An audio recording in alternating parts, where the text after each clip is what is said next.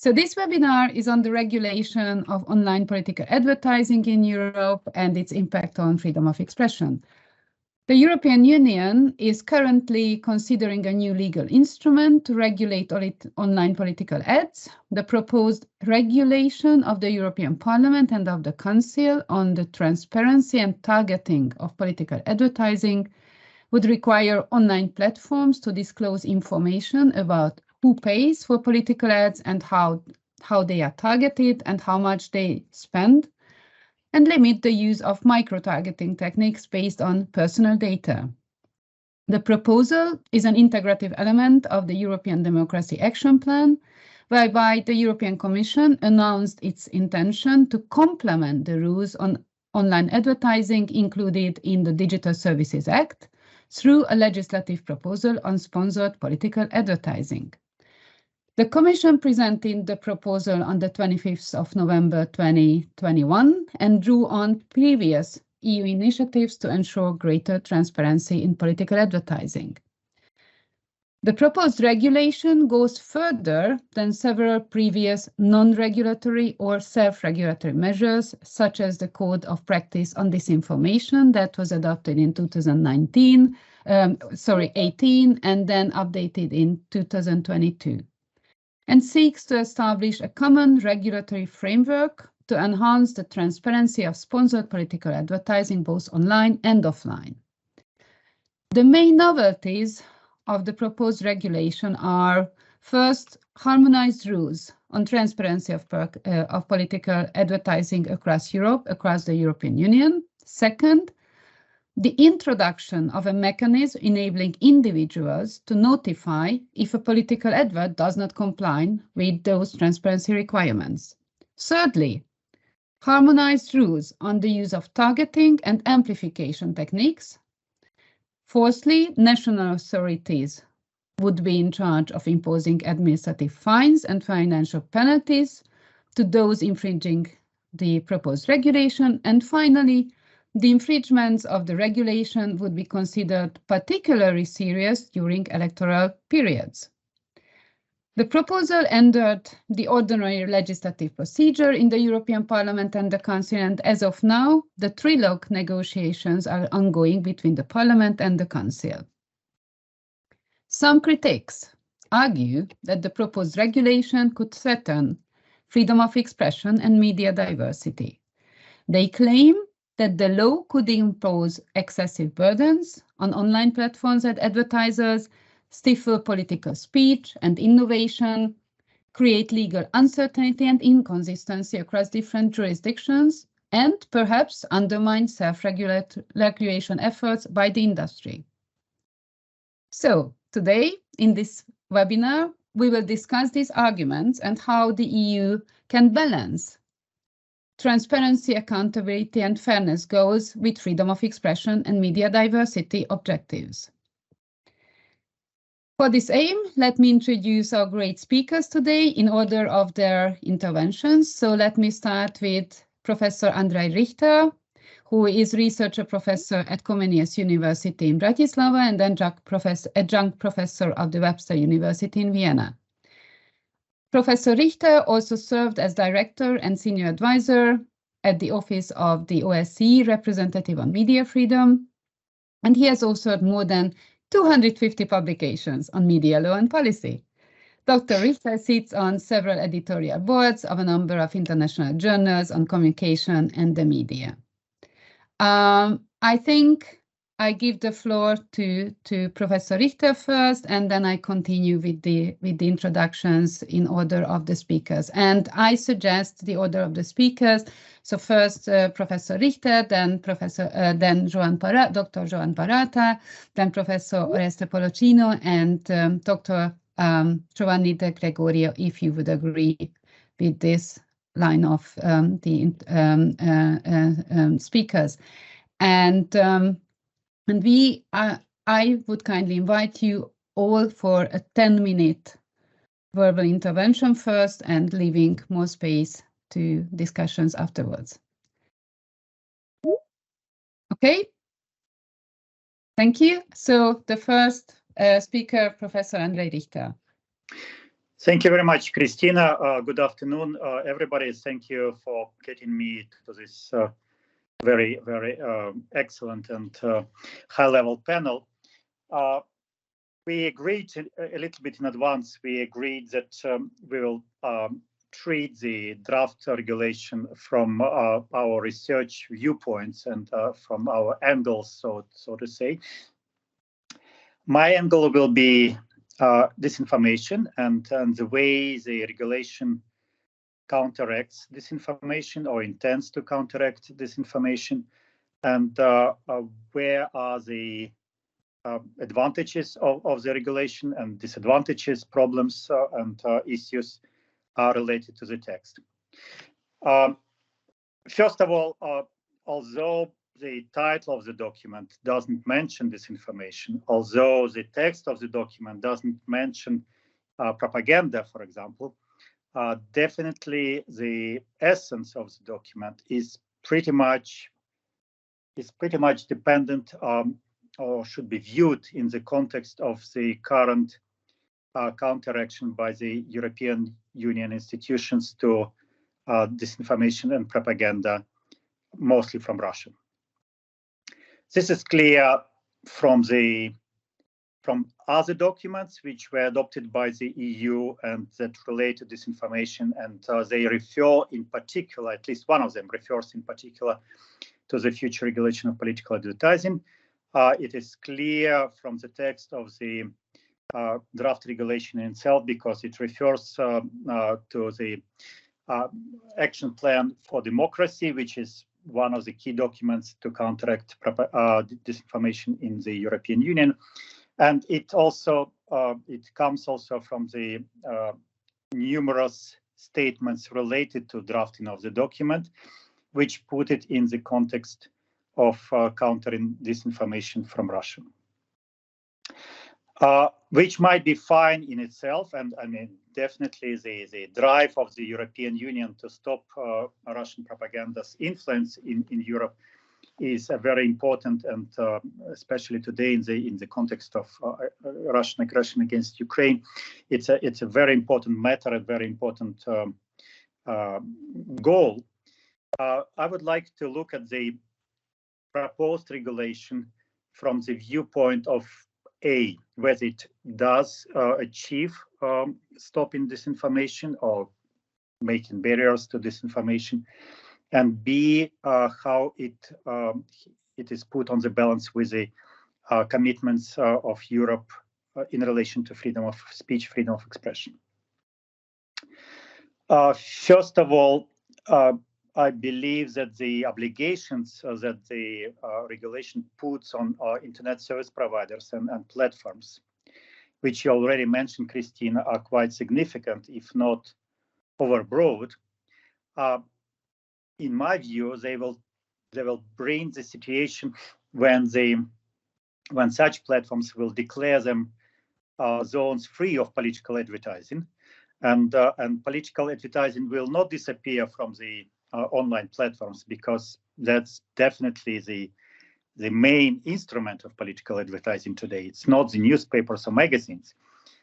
Then what will happen is the political advertising will, while not disappearing, it will go into gray zones.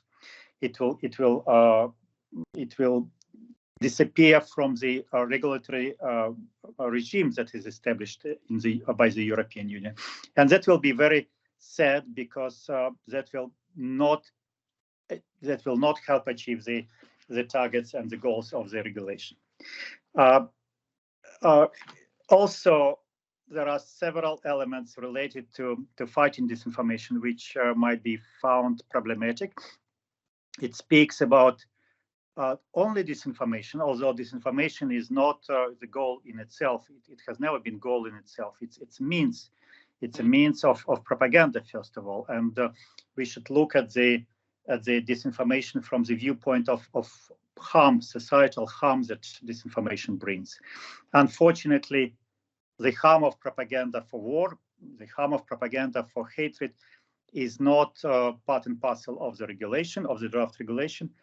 On the contrary, it speaks only about false information, disinformation, and which basically should be banned from political advertising, which to an extent is a bit nonsense, because political advertising, for example, election advertising, is always a hyperbole. It's always an exaggeration of promises. It's always trying to sway the public into believing that only this candidate can improve economy of the state, or other candidates will basically destroy the economy of the state. So that also has an element of deception and probably also disinformation, and that is not taken into account by the regulation itself. Moreover, when we talk about freedom of speech, which basically is not taken care by the regulation, we understand that freedom of speech first and foremost protects political speech, and political speech, political advertising is also a parcel of political speech. It's one of the vehicles, quite often the only vehicle that, for example, underrepresented groups have in political discourse. And what I see is that the regulation doesn't provide any checks and balances against possible overbroad regulation of political speech and restriction of political speech through restrictions of political advertising.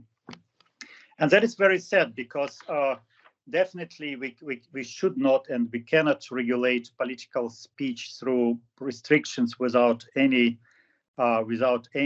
principles in your mind, in one's mind. And what is much more important, such regulation will definitely be challenged.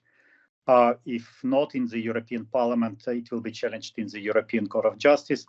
And I don't see bright perspectives for such regulation if it happens.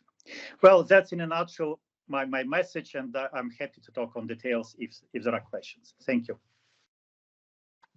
Thank you very much, and there will be several questions. I already noted a few one, but let me give then the floor to our second speaker, Joan Barata, who is Senior Legal Fellow of the Future of Free Speech project, and he works on freedom of expression, media regulation, and intermediary liability issues. He's a senior fellow, as I mentioned, and also a fellow of the program on platform regulation at the Stanford Cyber Policy Center. He has published a large number of articles and books on these subjects, both in academic and popular press. His works has taken him to most regions of the world, and he is regularly involved in projects with international organizations such as the UNESCO, Council of Europe, or the OSCE. And he was the principal advisor to the representative on media freedom of the OSCE beforehand. So, Dr. Barata, the floor is yours. Thank you, Christina. Thank you very much, and good afternoon to everyone. I would also like to particularly salute my colleague who will be present in this discussion, because this is, the sort of the presentation of a work that has been done in the course of the last week, looking into different aspects of this proposal and trying to put forward some issues for consideration, at least for the legislator. I would like to mention just a few legal matters that I think that are of interest and complement what has already been said. The first thing is that this proposal doesn't appear in the void. I mean, we already have set an abundance, I would say, of laws, of proposals that refer to platform regulation and to certain aspects that have to do with also the objectives of these proposals. We have the Digital Services Act. This has already been mentioned. The Digital Services Act contains certain provisions that are, at least have the objective of preventing the dissemination of certain types of bad speech, let's say, including certain forms of propaganda and disinformation. Particularly here, we're talking about the risk mitigation processes that are considered under the TSA.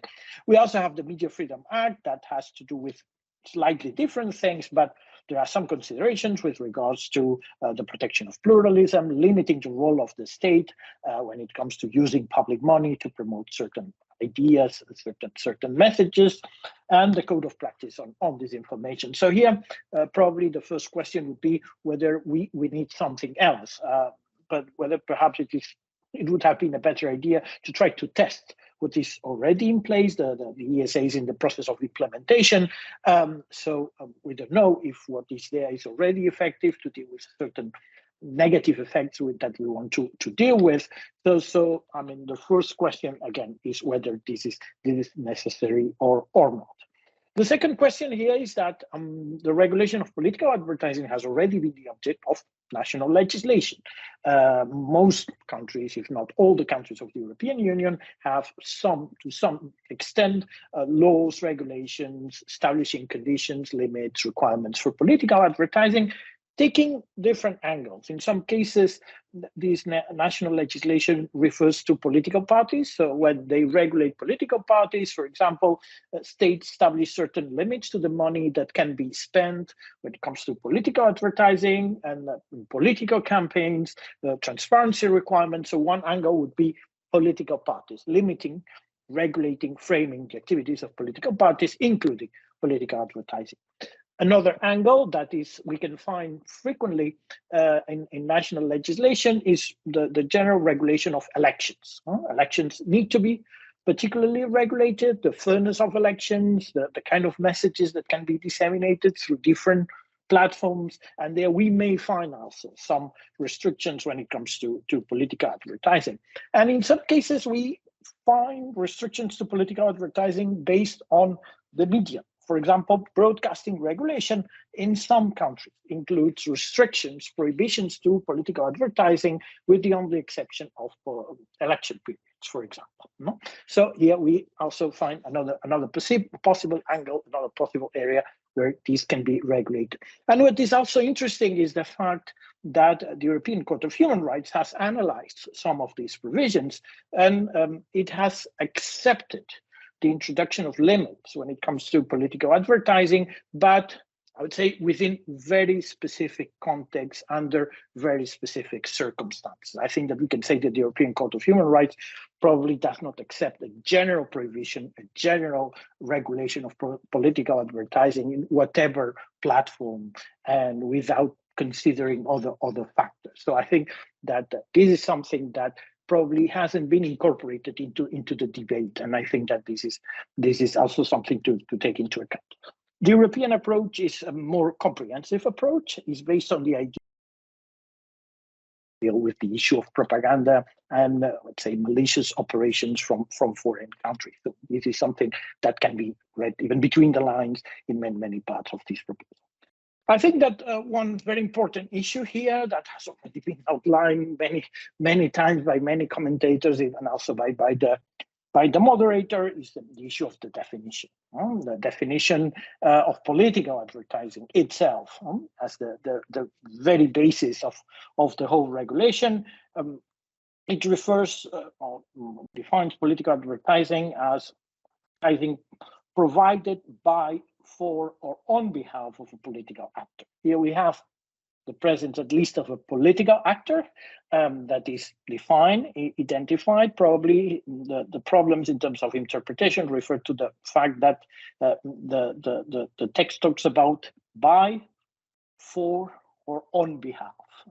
And particularly on behalf can be particularly problematic. For example, if we think of a politician who writes a book and then this book is promoted by the publisher of the book. Is that political advertising? And we know that when elections approach, all of a sudden politicians start writing books about their life and their beliefs and things like that. Another angle that also in terms of definition, which is more vague, is the reference to the dissemination. Is political advertising may also consist of the dissemination of messages liable to influence voting behavior or the outcome of elections or legislative or regulatory process. And here, of course, I mean, the scope broadens up in a very dramatic manner. And of course, I mean, here perhaps is where all the most important problems can be found in terms of consequence, in terms of repercussion on the right to freedom of expression. First, because we don't see a clear reference to the requirement of a remuneration. So here we may be talking about services that are not remunerated, and therefore this broadens up the scope of what is regulated and subjected to limitations.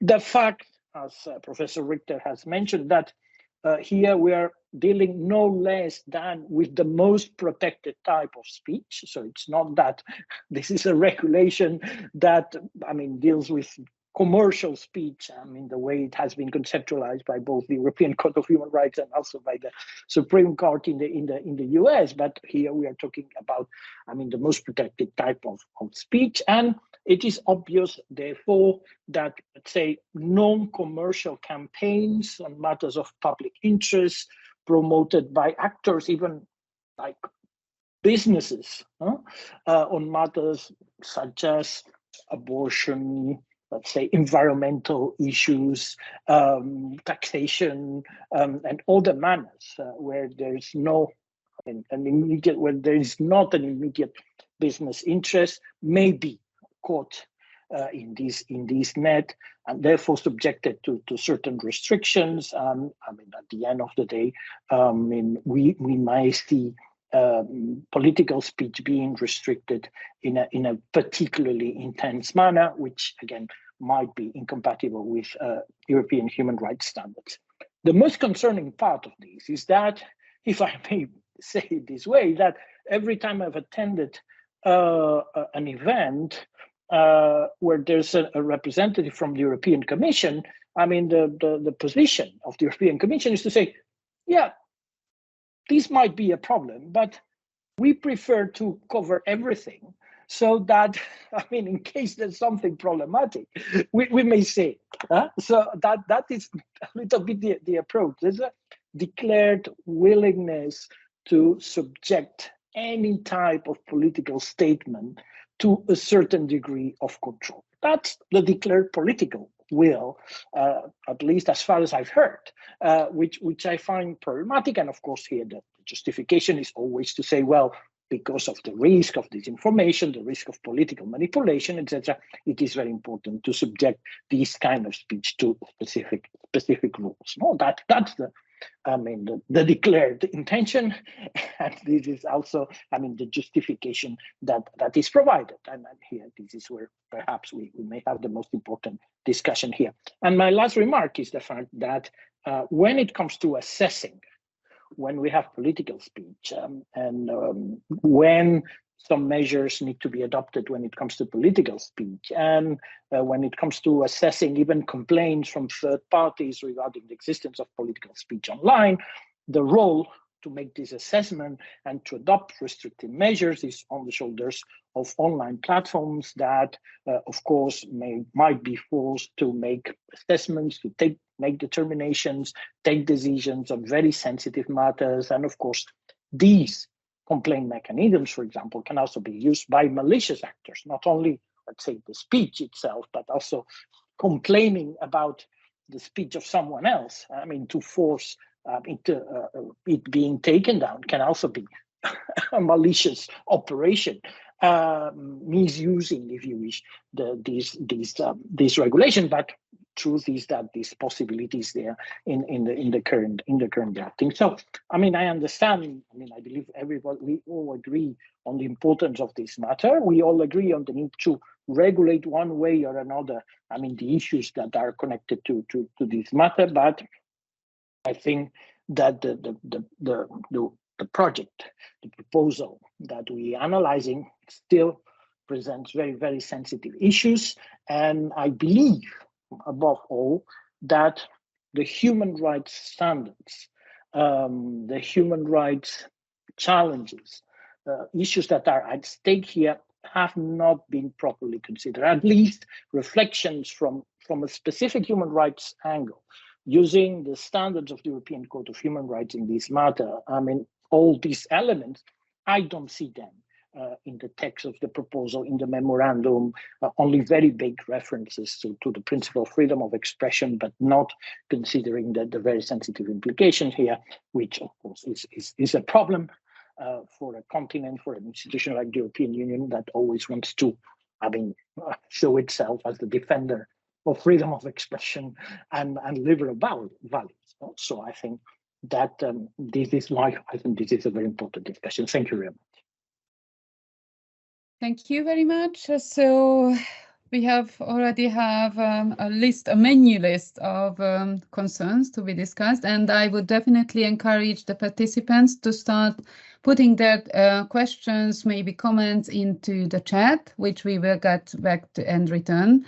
And probably our speakers will have more time to prepare with answers if you start asking your questions. So our next speaker is Professor Oreste Pollicino.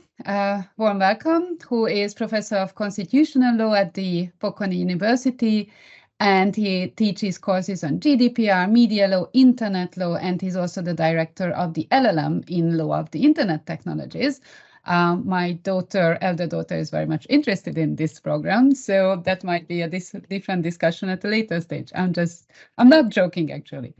Professor Pollicino is an honest broker appointed by the European Commission for the negotiation of the European Code of Practice on disinformation. He is member of the executive board of the European Union Agency for Fundamental Rights, based in Vienna. He's also member of the European Commission Sounding Board in the fight against online disinformation, and also a participant to the Council of Europe's Ad hoc Committee on Artificial Intelligence, just to name a few of Professor Pollicino's activities. But right now we are eager to learn about your comments and remarks about the proposed regulation. So the floor is yours. Thank you.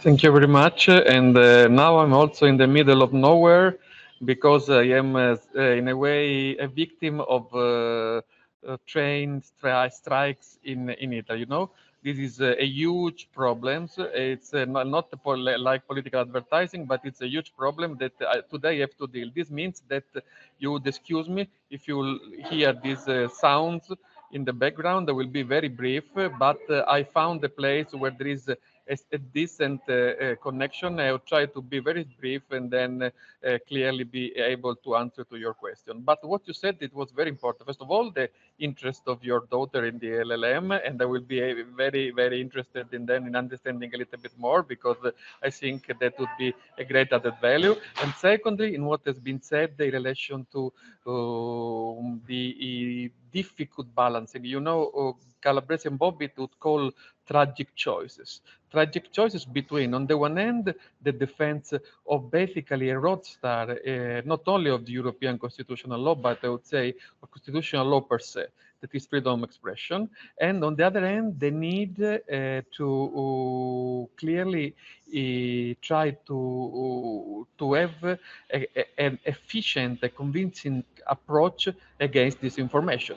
Why I am referring to disinformation?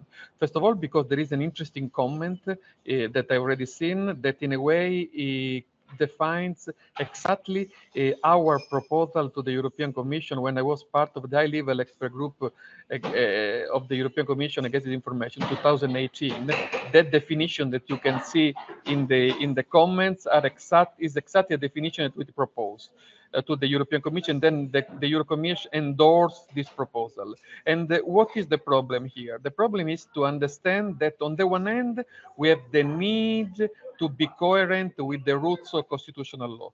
This meaning defending freedom of speech, especially when there is political expression. This is very important. It's been already said by Joanne, but it's very important to emphasize, because political speech is the most protected kind of speech, and it's exactly that one that is going to be in conflict with, for example, a hard approach towards disinformation.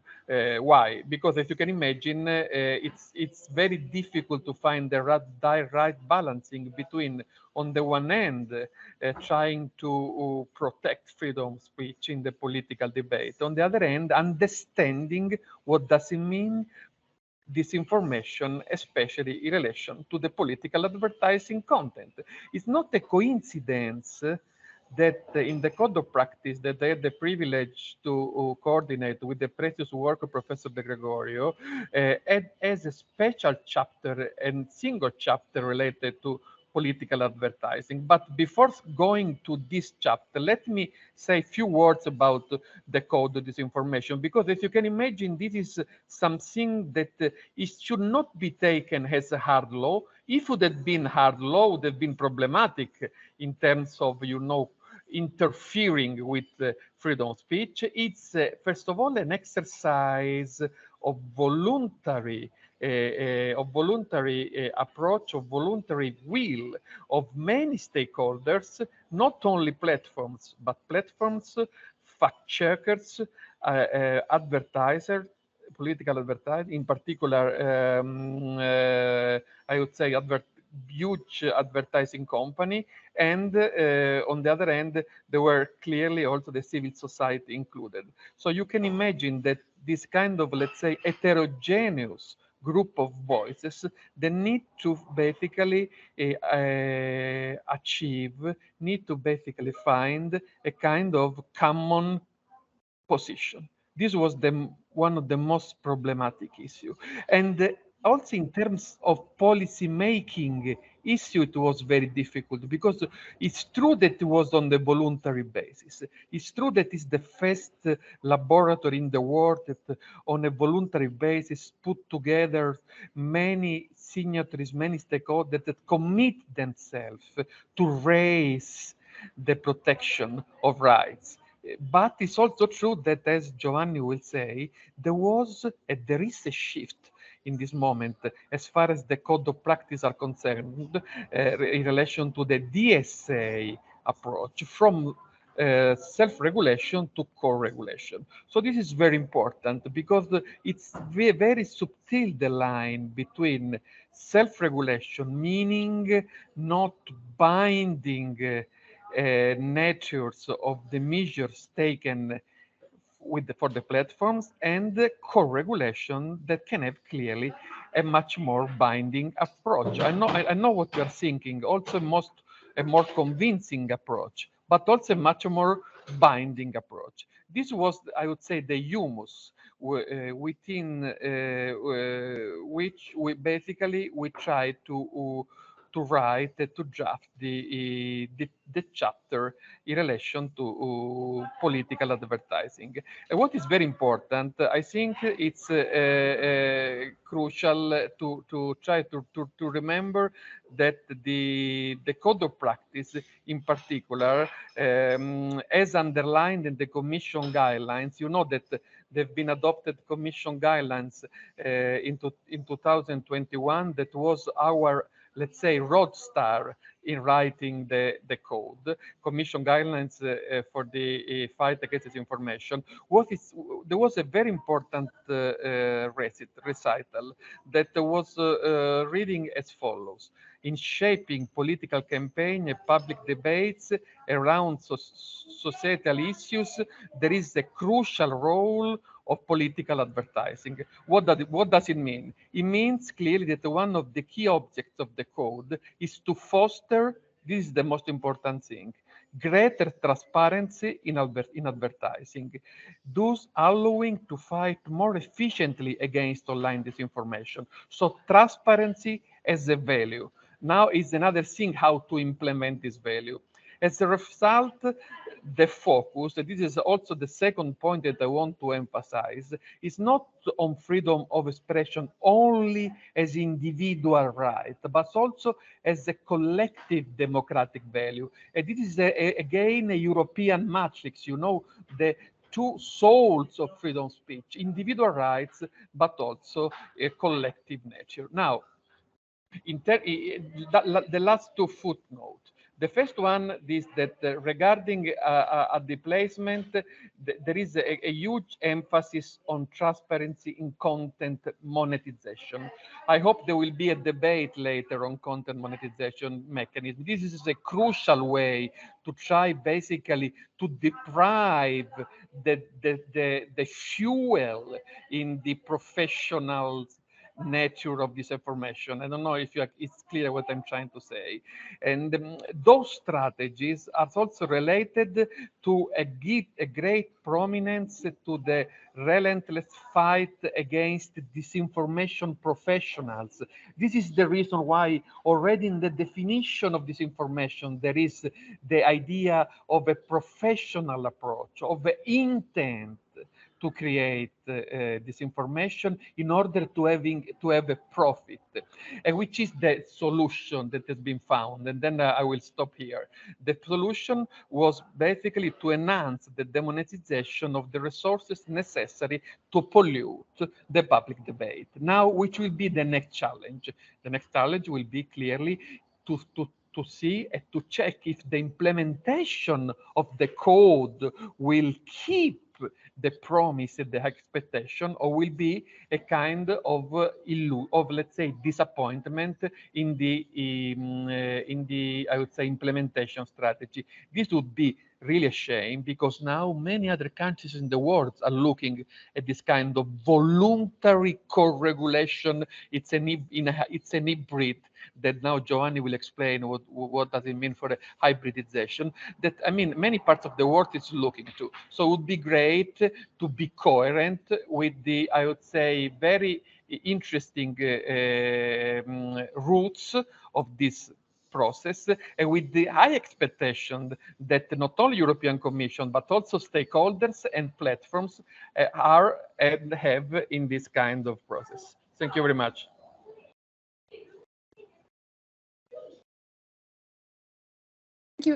Thank you very much. If I may have a last question, where are you stuck in this craziness of the, where are you physically stuck in? I'm physically between Florence and Bologna. In an, if you want, I can be more specifically, but it's really in the middle of nowhere, technically speaking. Wow. Okay. We wish you the best luck. Okay. Meanwhile, let me introduce our first speaker, Professor Giovanni De Gregorio, who is a professor of law and technology at the Cattolica Global School of Law and the Cattolica Lisbon School of Law. His research interests include constitutional law, human rights, freedom of expression, privacy, and data protection law. And he has also had several publications, including the monograph Digital Constitutionalism in Europe. I'm one of my favorites, so to say, of recent readings, and edited books such as The Constitutional Challenges in the Algorithmic Society and Blockchain and Public Law. Professor De Gregorio has received academic awards and is a member of various global academic and policy networks, including the Dynamic Coalition on Platform Responsibilities and the Internet and Jurisdiction Policy Network. Thank you very much for joining us, and the floor is yours for your comments. Thank you so much for the introduction, of course. And of course, it's a pleasure also to see you all, even if we are in a virtual set, let's say, you know, and of course, thanks also for the kind introduction. And I'm also happy that many of these, let's say, also publications are also shared with Oreste, with Professor Porcini is here, but also with John. We have different conversations also around this topic. So it's nice also that there is also connections among, you know, these problems actually are, you know, like challenging us, not just for this, let's say, workshop or just event, but we are talking about these things, and it's like not even weeks, but are months that we are talking about these things. And this has been, I mean, has been also quite clear from what has been already said about the code and the process. So this question around political advertising have not only characterized the new proposal for political advertising in the EU, but have also characterized the code and also the Digital Service Act. Because what do we need to forget? I mean, what I will try, my big message today would be that it's not just about the new proposal, It's not just about the code. We're not probably just about the DSA. It's just a mix of these three things.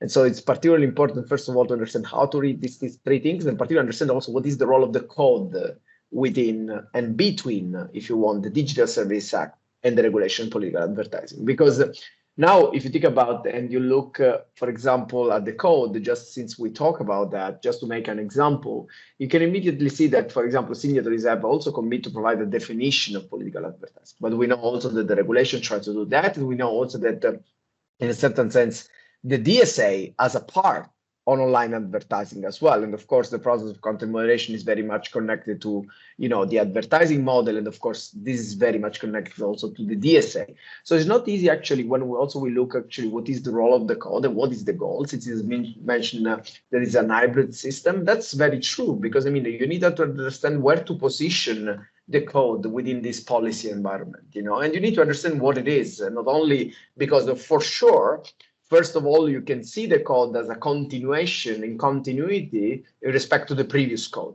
to the one of 2018. Of course, it has been totally renovated, if you want, even more than renovated. It has been rethought, also thanks to the Commission guidelines, but it has also changed the value of the new code. It's not just about having more KPIs, having new measures, new commitments. It's also about understanding what is the role of the code, moving from a self-regulatory measure to something that could look like more a co-regulatory measures. And the question, first of all, is to understand the connection of the code with the DSA, even before with the regulation of political advertising, first of all.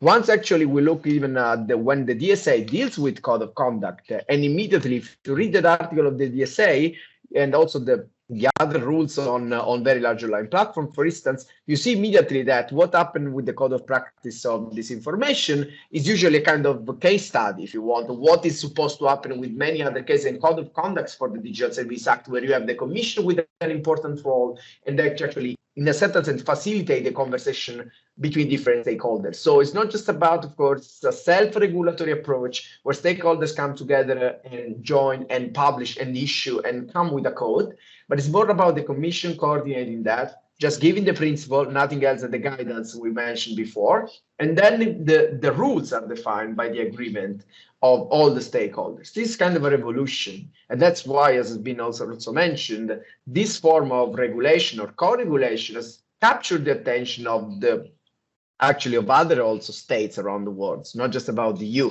not only because the approach to disinformation in the EU is pretty much unique, but also because this co-regulatory framework is very unique, and it helps also to overcome a lot of issues like the problem of defining disinformation, because it's very procedural. And even when we look at political advertising, the question is about, of course, we have something that could look like a code of conduct for the purpose of the Digital Services Act.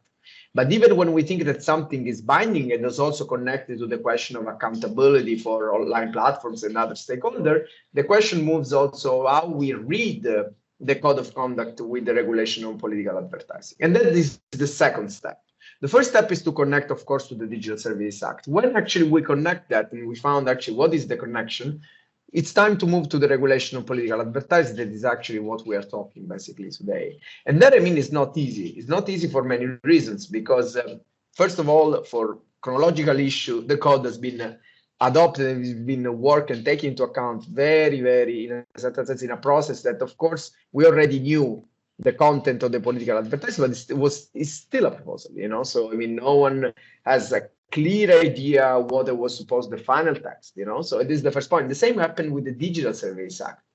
And so this kind of ambiguity, if you want, that the code was in a certain sense talking with something that was not consolidating, of course, has played an important role in terms of understanding and shaping also, for example, why relevant signatories using the language of the code have, for example, committed actually to provide a definition of political advertising. Because probably you said, okay, but probably if you have already the proposal, why are we committing to get a definition? And that also brings me to another important issue, that even if we have now the new proposal and whatever about on political advertising, we have a new legal framework for political advertising on the top at the European level. The point is that we should not forget that the enforcement will still primarily driven by, of course, especially, and not only by online platforms, of course, of course, I'm saying not only because, of course, the new regulation also creates a new system, but also we do not need to forget that at least at the first instance, some of the decision will be made by, of course, the platforms. And also the code and the commitments in the code actually shows that actually they want to play an important role, but they of course will play an important role. And so the point is also, this again goes back to the Digital Service Act about what is the role of the code also as a risk mitigation measure as well in the Digital Service Act. So this helps us to think, and probably this is actually my last footnote. The question is that why probably the regulation of political advertising has not been already included in the DSA, and we have a new piece of legislation. Having said that, probably that is something because the three things are very much connected. And so we create a lot of issues to interpretation because it's about coordinating different legal instruments. And so the question is about how we read these three pieces together. And it's impossible just to look at the regulation of political advertising without taking into account the provisions in the code and therefore, of course, the Digital Service Act. Thank you. Wow, thank you very much. Lot to digest. So we have the first kind of statements and positions of all four of you taken, and my suggestion would be that you all look into the chat to the initial comments and questions that were already raised, and please let me know who of you would wish to start with responding to these comments and questions, and then we open further the discussion to further comments and questions. So I think the first one was Professor Richter, who was addressed by the first kind of comments and questions. Maybe you want to go first with your responses.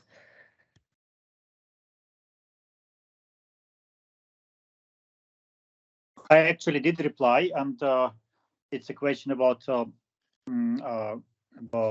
definition of disinformation, and I replied with the definition which was provided by the European institutions several times in slightly maybe different forms, defining what is public harm, for example, differently a little bit.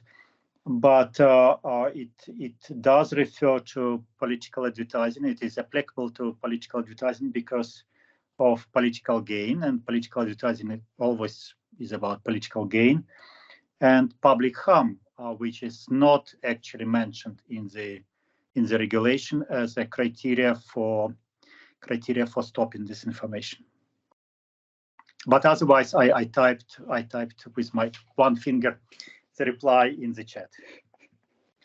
Thank you. Anyone who would wish to comment on this question or join Andrei's comments here? Okay. Then there was the question about the application, a potential application of the proposal towards journalism and journalists, and what safeguards are there to protect political reporting more broadly with regards to this. Maybe Joan Barata, you want to comment on this because you've already mentioned some of the risks of broad and perhaps vague kind of definitions in that sense. Yeah, thank you. No, I mean, I would say that in principle, it doesn't apply to journalists and to the work of journalists. No? But we also need to understand that in many cases, one of the sources of propaganda is the work of journalists. And there are in some cases, even journalists, I mean, are being tasked, they receive, let's say, some delegated powers, or they have particular affiliations with certain politicians in order to disseminate their messages. No? And this is something that perhaps, I mean, the Media Freedom Act might try to address, not the political advertising regulation, but the Media Freedom Act might try to address. No, but in this case, this is not the case. Of course, I mean, when a journalist starts working as a public relations for a firm, for example, then things might get a little bit more complicated, or the spokesperson of a certain organization, so on and so forth. But if we're talking about the traditional work of journalists consisting of reporting and the work of media in principle, I don't see, the proposal may have other issues, but I don't see that these would be an issue, I mean, as far as I understand. Thank you. Anyone to join or disagree with Joan? No, yes. Just to say that I totally agree with Joan, and but I also agree with the warning, let's say, alert that he emphasized, he pointed out, because it's true that it's not direct impact, but it's also true, that let's call collateral censorship that has a really much broader scope of application, no, but for sure can have a negative effect on the perception, perception of who is doing any kind of journalism, professional, not professional, to report, to denounce, to basically share information. So this is something that I agree is not, let's say, a major issue that let's see from a direct point of view, but the spillover effects are always unpredictable, and in this case we should be particularly cautious to what is unpredictable, because then everything is going basically in the balancing exercise of courts, and the problem is which courts. For sure, on the one hand, independent and very prominent courts. On the other hand, in some let's say examples, also European examples, this might come in the hands of not independent, very let's say liberal courts. You know what I mean? And this is going to have a huge impact on the separation of powers and on the influence of the government on courts. A European Media Freedom Act is dealing with it, but what is the problem here? That is dealing only to a certain extent. And what is missing is a unitarian approach in this constellation of bits that many times do not speak to each other, And this is something that is a great shame, because this I don't want to be this topic now, but this has the risk to amplify the existing fragmentation, to have unintentional effects that I'm sure is not that one of policymakers, but this might be the reality. And if you then add also the judicial fragmentation, then for sure what will be harmed will not only the freedom of speech principle, but also the principle of legal certainty that is crucial in this context. I would say in every context. Sorry, if I may add, I think that, in line with this, for example, I already put the example of a politician who writes a book, the book is published, and then the book is advertised. So, formally, officially, it is the advertising of a book, but this might be political advertising, depending on how you, or might be very difficult to control. But let's think, for example, of an NGO that has a clear objective, which is to defend fundamental rights. And then this NGO publishes an analysis about the law that is being discussed in the parliament. And of course, there's a clear willingness to have let's say, a say, and even to have some influence in the final outcome of that law, because we defend human rights. We believe that this law is not aligned with human rights. We're opposed promoting the work of this NGO or promoting the opinions of this NGO might be considered under this definition, under the proposal, as political advertising.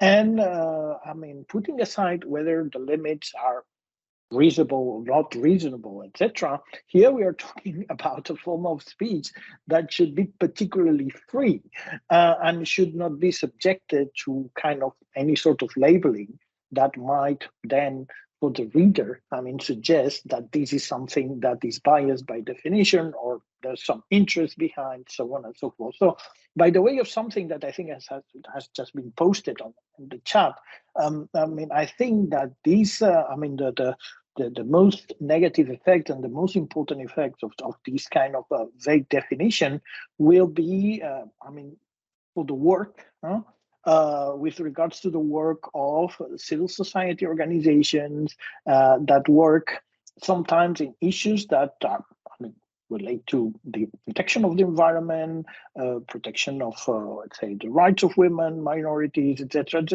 that at the end of the day, of course, they are political. So, and then according to this very broad definition, they are caught in the net.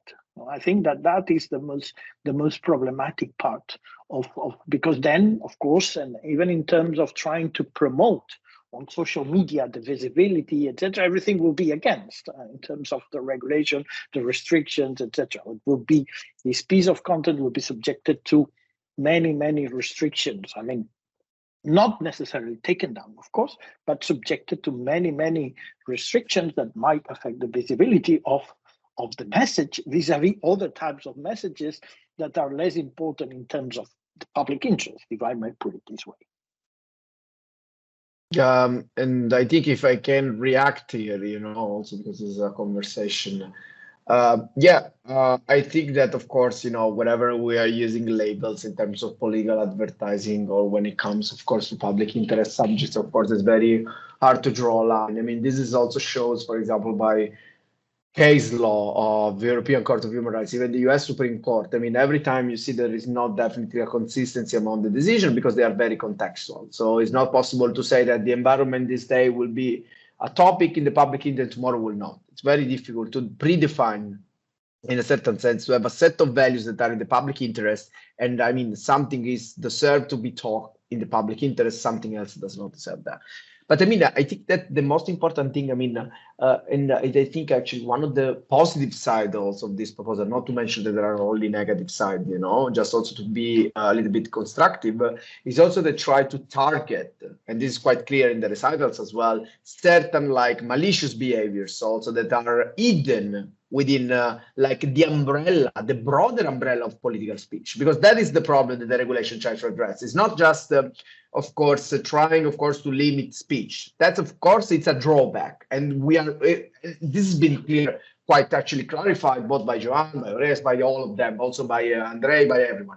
So, but what I want to say is that this also has a kind of an approach that tends actually also to target, for example, the influencer that is paid by someone, for example, to share vaccine disinformation. Is paid by not for information operation because that is more complicated, but also to uncover or make visible all those kinds of relationship that are paid, especially on social media space, in order to share public interest information that are only apparently public interest information and are also connecting to disinformation. That's why the code is relevant, because at the end, one of the reasons why we have also this new proposal is not only, of course, to ensure transparency in political advertising. This proposal also came because of the problem of disinformation online as well. So, and if we tend to forget this point, I think we miss the real objective also of the European Commission. Probably this does not mean that there's no drawbacks, of course, the definition, and this should be absolutely taken into account and whether assessed.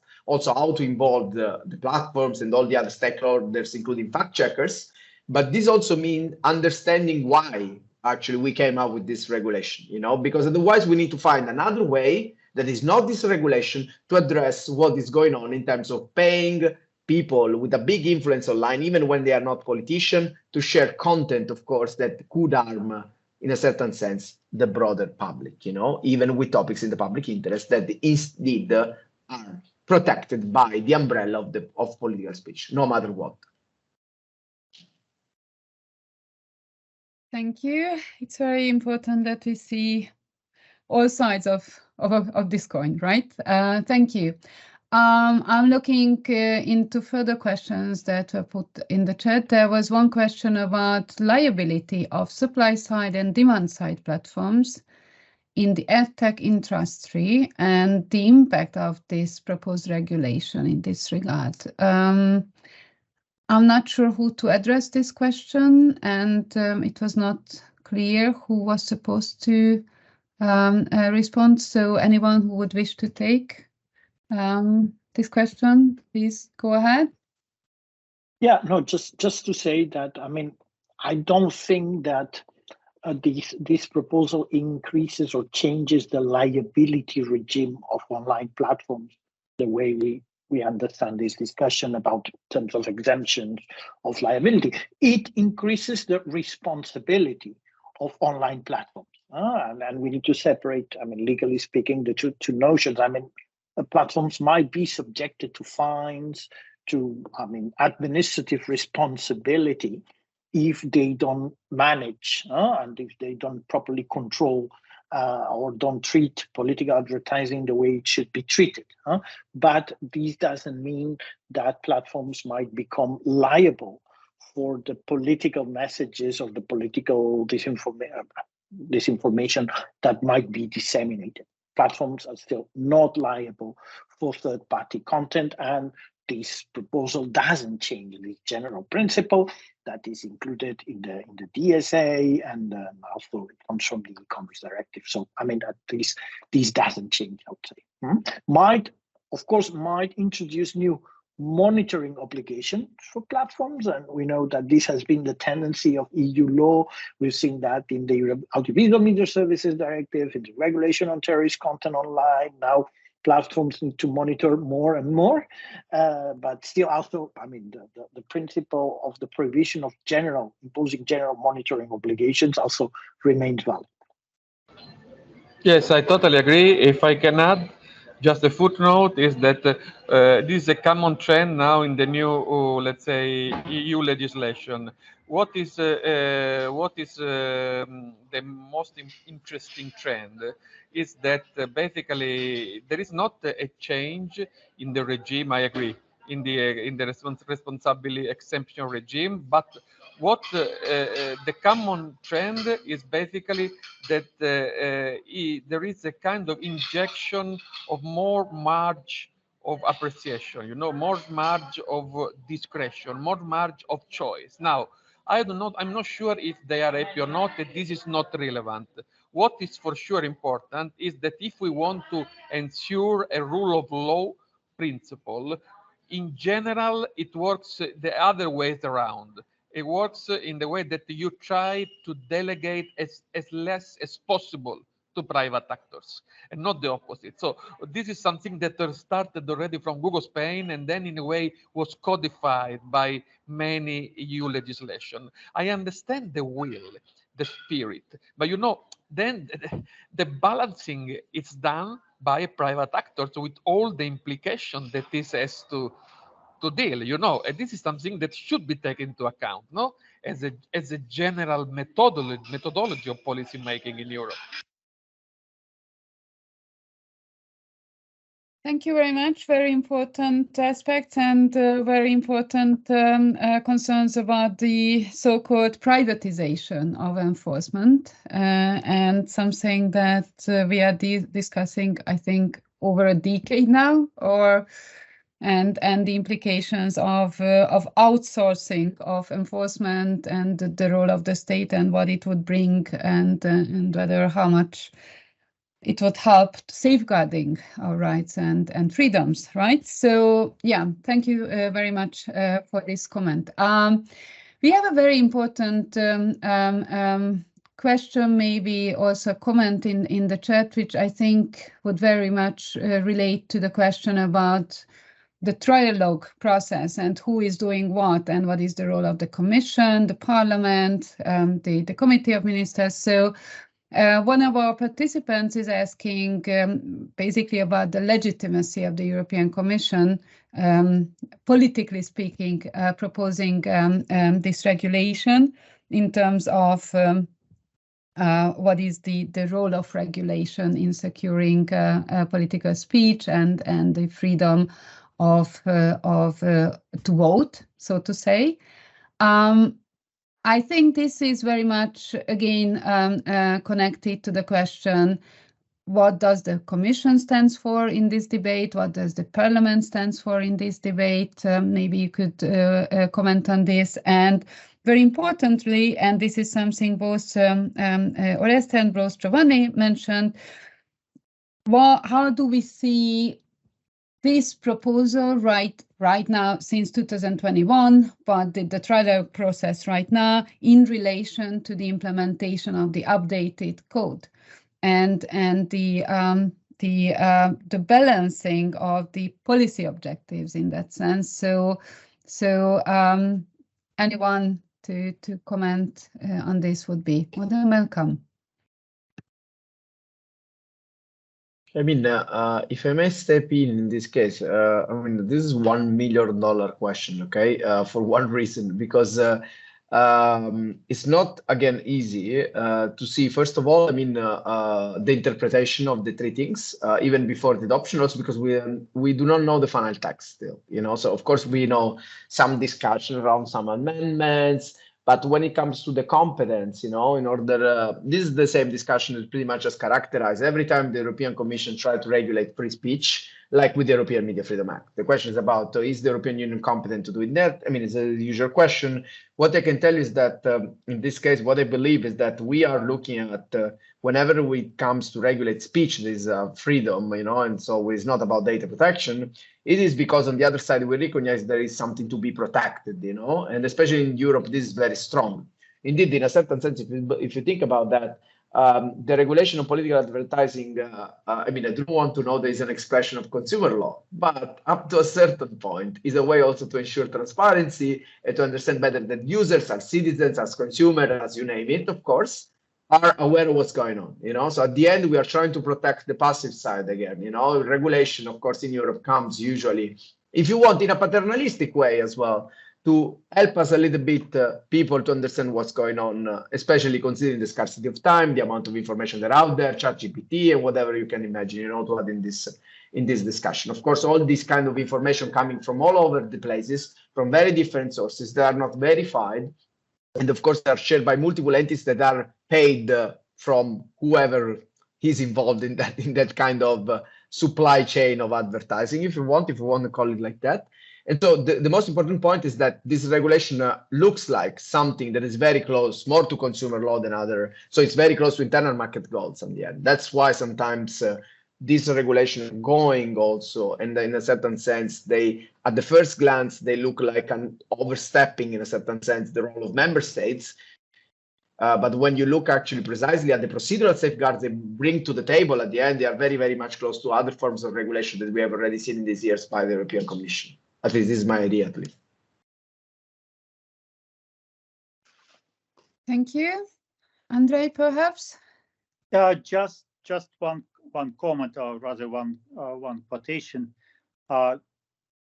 Indeed, the regulation mentions code of practice, and basically the EU code of practice is, as was mentioned several times already, is a very freshly baked instrument, not really tested in full force, but still the recital 4A of the regulation, it says that providers of political advertising services should be encouraged to establish, implement, and publish tailored policies and measures to prevent the placement of political advertising together with disinformation, including by participation in wider disinformation demonetization initiatives such as the EU Code of Practice on Disinformation.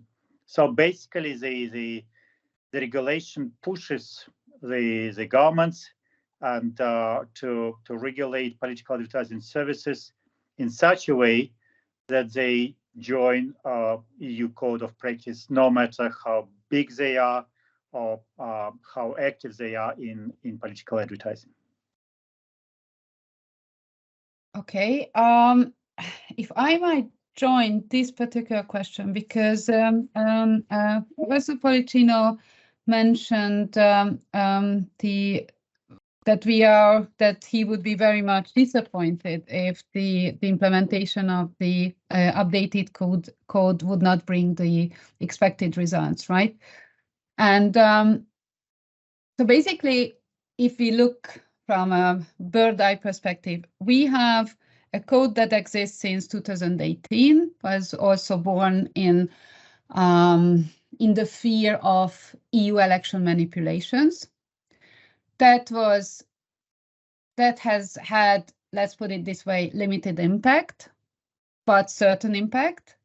Then regulators, European Commission, experts worked on very hardly to tell what to do about the code and how to revise the code. So the code was revised 2022, not just a year ago, not even a year ago. First question would be, what do you think, when are we going to see the first results? Whether the updated code is effective enough? because that could be an argument, a valid counter-argument. Why do we need a new regulation, right? If we have something that is already working. But one of the major issues with the 2018 version was that no one really knew whether it was working, right? So I would be very much interested in your view, because otherwise it would be very legitimate to say, don't rush with a new piece of legislation. Let's say, wait to see what we have, how it works. So what is your take on this? Yeah, thank you very much. So first of all, I think that would be interesting to see, as Giovanni said, how DSA will impact on this, because it's true that there is a kind of permanent transformator, I call, that is basically the provisional of DSA that makes code of conducts, let's say, make a shift from a self-regulatory exercise to a kind of co-regulatory exercise, because what is said, it's written there, it's something different. It's written that the Commission can take into account the lack of, let's say, commitment, or the lack of, let's say, efforts by the signatories to fulfill with the committee. What does it mean? I read as a threat of enforcement. You can read also in another way, but it's a kind of not very, let's say, implicit threat. In any case, what is interesting is to see, to know that there was already, when it was written, the code, when it was delivered to the Vice President of the European Commission in 16th of June, if I'm not wrong, or last year, there was already written there that there are 6 months of grace. What does it mean? 6 months, you know very well that now they are basically going to, they've already clearly expired. Why was important this? Because there was the first election in Europe was the Italian one. It was in September 2022, and we could not apply the rules of the code in relation to political advertising exactly for these 6 months. Now we will see the real proof, the real test will be you know very well what I'm referring to, the European Parliament elections. This will be really the stress test. And I think your answer will arrive the day after, even before that day. Because if the things will go in a certain way, then we can say, on basis on facts, and not only on the transparency center that has been already, created. It's working in this moment. The transparency center is the center according to which all the data related to the fight against disinformation should be public. It's already there, but it's clearly a work in progress. But more than this, what will be crucial? It will be to test, to verify how the measures have been taken seriously in order to avoid or to decrease the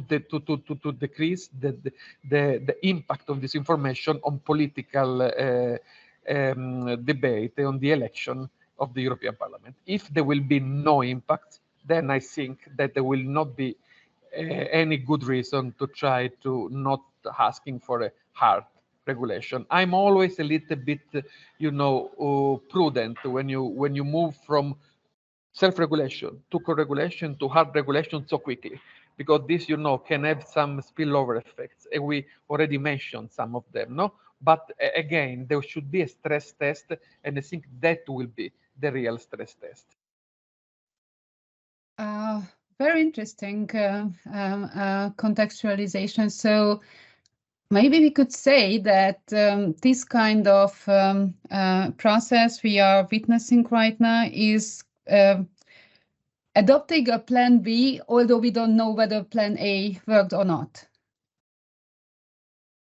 And at the price of various kind of severe problems with regards to freedom of expression and freedom of speech.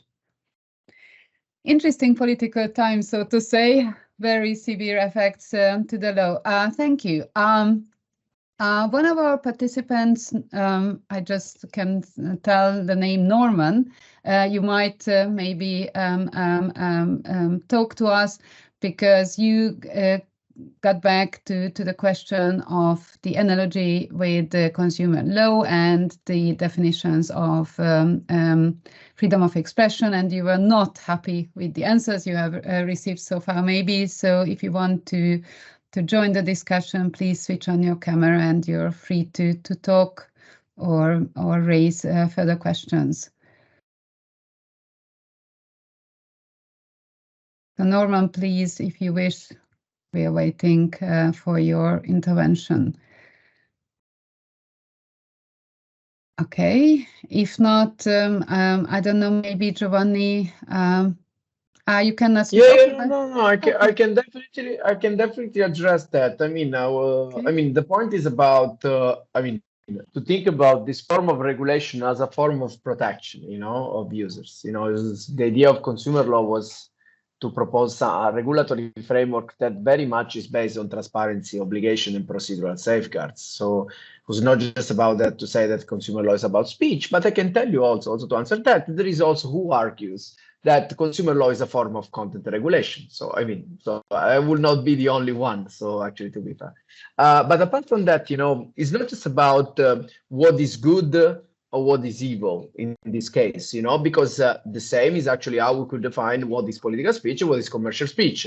So no one actually at the end would define that. Probably just courts ex post can tell you if there is like a lack of transparency or a breach of the transparency obligation where we were dealing with political speech or we were just dealing with commercial speech. So that goes to consumer law. But since, of course, there are increasingly, and this is like one thing that I really want to stress here, there are increasingly areas, especially on social media space, where it's not easy to understand when something is commercial or political, because sometimes something commercial is hidden through or by adopting like political speech on purpose. That's a big question, you know, because if I can hide my commercial intent, just speaking about, oh, you know, that this bag that I'm selling you is made with like renewable energy and the planet is important. Why don't you buy this bag? So, I mean, it's the same thing. Whenever actually I characterize, I put together the idea of public interest, of political speech, with the question of commercial speech, it's not about talking about good and evil. It's talking about that even still a consumer, a citizen, should be aware that that conversation on a bag or the environment actually is driven by something else, you know? And this, I mean, it's a principle that was existing there, was there already even before talking about political advertising. But when you have new content monetization strategy, particularly on social media, then it's a big problem because it's reaching more people, it's spreading across society. There are no rules on traditional media, for example, for advertising, where immediately you have the program and then you have the advertising. Even on YouTube, you have first the advertising and then you have the content. But when the content is a mix between the political and the commercial, the point is that which kind of regulation are we applying? Because whenever political speech merge with commercial speech, of course, political speech will protect commercial speech in that case. It's very hard then say, oh, this political speech is really commercial. It happened. You know, there have been case law actually that recognize this thing. But I mean, it's not easy. Who actually makes this decision at the end? First of all, would be platforms, for sure, whenever they actually need to address this kind of systemic risk, or generally speaking, in content moderation. And then would probably be a court. But of course, having a regulation in this case could help with all the problems that, of course, brings. Thank you. I think although it seems there are perhaps some technical problems, I think Norman has received very balanced and very throughout answer to his question. I believe and I hope. Thank you. We have 9 minutes left, and I would wish to invite you all for a short last round, if I may, and asking you all maybe this very down-to-earth question. Do you think that the problems you have raised about this proposal, could they be fixed? Could this proposal becoming a good enough proposal if the concerns you have raised would be fixed? Andrea, you go first. You have started this discussion. All right. No, I don't think that these problems can be fixed. At least those problems which I raised on the equilibrium between freedom of speech and the regulations suggested by the European Union. My point is that, how to put it, I think that the regulation on political advertising is dealing with a matter which is not so much within the realm of regulation of political advertising or advertising in general. And I think that it should focus rather on transparency of political advertising, on financing of political advertising, but not on deciding what is true and what is not true, what is disinformation, what is just true information, and focus on the particular focus of political advertising as it is done in the national legislation of many European countries. Thank you. Thank you. Joan? Yeah, I essentially agree with Andrei. This is what I was also going to mention, that, I mean, if we see this proposal as something that should be able to address the issues of disinformation, propaganda, etc., there's no way to kind of amend it so that it works. But we might admit that perhaps at the European level, we might need a regulation dealing with political advertising in a more narrow sense, meaning, I mean, the way political parties behave during political processes and the way they use funds, etc., even the relationship between political parties and platforms and media, etc. These could also be something that could be the object of a regulation, but it's clear that this regulation goes far beyond that and tries to address, I mean, the whole problem of political manipulation, propaganda, etc. And that is something that, of course, I mean, even the law is not the way to solve this. I mean, you would need public policy, you would need self-regulation, ethical, professional standards, training of journalists, many other things that cannot be left to the law. And just one final thing that I think it is important to note: currently in Brazil, there's a discussion on a so-called fake news bill that claims to be inspired by European proposals and regulations that contains many wrong things, but some of them reproduce, of course, cherry picking and putting things without context, what is already included in European law, the DSA, this proposal, etc. So, I mean, I think that this should make us think about the importance of these kind of debates beyond the European Union. Thank you. Thank you very much. Professor Policino? Yeah, just one reference to the last very important statement by Joan. You know, the Brussels effect can be, let's say, sometimes a boomerang. I mean, in other words, migration of constitutional ideas, it's a very good thing, but should be also contextualized within local values and local norms.